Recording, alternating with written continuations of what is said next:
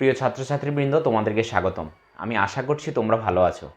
আমাদের জীববিদ্যা 1 অর্থাৎ বোটানি বইতে একটি অধ্যায় আছে অণুজীব।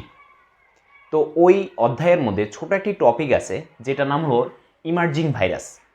ইমার্জিং ভাইরাস কি? ওখানে ছোট একটি প্রশ্ন আসে মাঝে মাঝে পরীক্ষাতে যে ইমার্জিং ভাইরাস কি। আমরা একটু চলে আসি। আমরা জানি ভাইরাস এক ধরনের সত্তা যে কিনা জীবও না জড়ও না। এই দুটি জীব এবং জড়ের সেতুবন্ধন। কিন্তু এই ইমার্জিং ভাইরাস আসলে কি? ইমার্জিং ভাইরাস হলো এমন এক ধরনের ভাইরাস বা এমন কতগুলো ভাইরাস যারা আগে এক ধরনের পোষকের মধ্যে রোগ সৃষ্টি করত বা রোগ তৈরি করত, কিন্তু এখন সেই পোষক ছাড়াও ভিন্ন ভিন্ন পোষকেও রোগ তৈরি করে থাকে। এই ধরনের ভাইরাসকে সাধারণত ইমার্জিং ভাইরাস বলা হয়। আমি আবার তোমাদেরকে বলছি যে ভাইরাস সাধারণত সুনির্দিষ্ট পোষকে তারা বসবাস করে এবং রোগ সৃষ্টি করে। কিন্তু এখন দেখা যাচ্ছে কিছু কিছু ভাইরাস আগে যেই পোষকের মধ্যে রোগ সৃষ্টি করত সেটা ছাড়াও আরও ভিন্ন ভিন্ন কিছু পোষকের মধ্যে রোগ সৃষ্টি করছে। তো ওই ধরনের ভাইরাসগুলোকে বলা হয় ইমার্জিং ভাইরাস। আমরা এখানে যদি একটু চলে আসি, তোমরা বুঝতে পারবে। যেমন HIV একটা ভাইরাস, যেটার নাম হলো হিউম্যান ইমিউনোডিফিসিয়েন্সি ভাইরাস, অর্থাৎ যেটার কারণে এইডস রোগ হয়। সেই এইডস রোগের ভাইরাস HIV কিন্তু আগে বানরের মধ্যে ছিল, অর্থাৎ বানরের মধ্যে আগে রোগ সৃষ্টি করত, কিন্তু এখন সেই ভাইরাস মানুষের মধ্যেও কিন্তু ছড়িয়ে গেছে, অর্থাৎ মানুষেরও রোগ সৃষ্টি করে।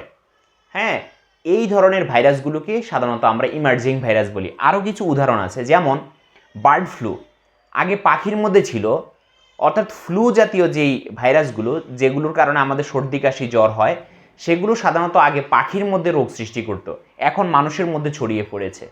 আবার অন্যদিকে সোয়াইন ফ্লু, এটি আগে শূকরের মধ্যে রোগ সৃষ্টি করত, এখন মানুষের মধ্যে ছড়িয়ে গেছে। আবার অন্যদিকে দেখো, আমরা যে সার্স বলি, অর্থাৎ সিভিয়ার অ্যাকিউট রেসপিরেটরি সিনড্রোম, অর্থাৎ আমরা যে গত কয়েক বছর আগে যে করোনা ভাইরাস দ্বারা আক্রান্ত হয়েছি, সেটা কিন্তু আগে কোনো এক সময় বিজ্ঞানীরা ধারণা করছে যে সেটা একসময় বাদুড়ের শরীরের মধ্যে ছিল এবং সেটা এখন বর্তমানে মানুষেরও রোগ সৃষ্টি করে। তো এই ধরনের ভাইরাসগুলো সাধারণত যখন পোষকগুলো পরিবর্তন করে তখন এরা সাধারণত অনেক আক্রমণাত্মক হয় এবং এদেরকে কন্ট্রোল করা অনেক বেশি কষ্টসাধ্য হয়ে পড়ে। তাহলে আমরা সহজে বুঝতে পারলাম যে ইমার্জিং ভাইরাস আসলে কি। ইমার্জিং ভাইরাস হলো এমন কিছু ভাইরাস যারা আগে একটি পোষকে রোগ সৃষ্টি করত, এখন তারা আগের পোষকে তো রোগ সৃষ্টি করেই, এখন ভিন্ন ভিন্ন পোষকেও রোগ সৃষ্টি করে থাকে এবং সেই ধরনের ভাইরাসগুলোকে বলা হয় ইমার্জিং ভাইরাস। তো তোমরা অনেক বেশি ভালো থাকবে। এই টিউটোরিয়ালগুলো যদি তোমাদের ভালো লাগে তাহলে তোমরা শেয়ার করতে পারো। সবাইকে ধন্যবাদ। অনেক বেশি ভালো থাকবে।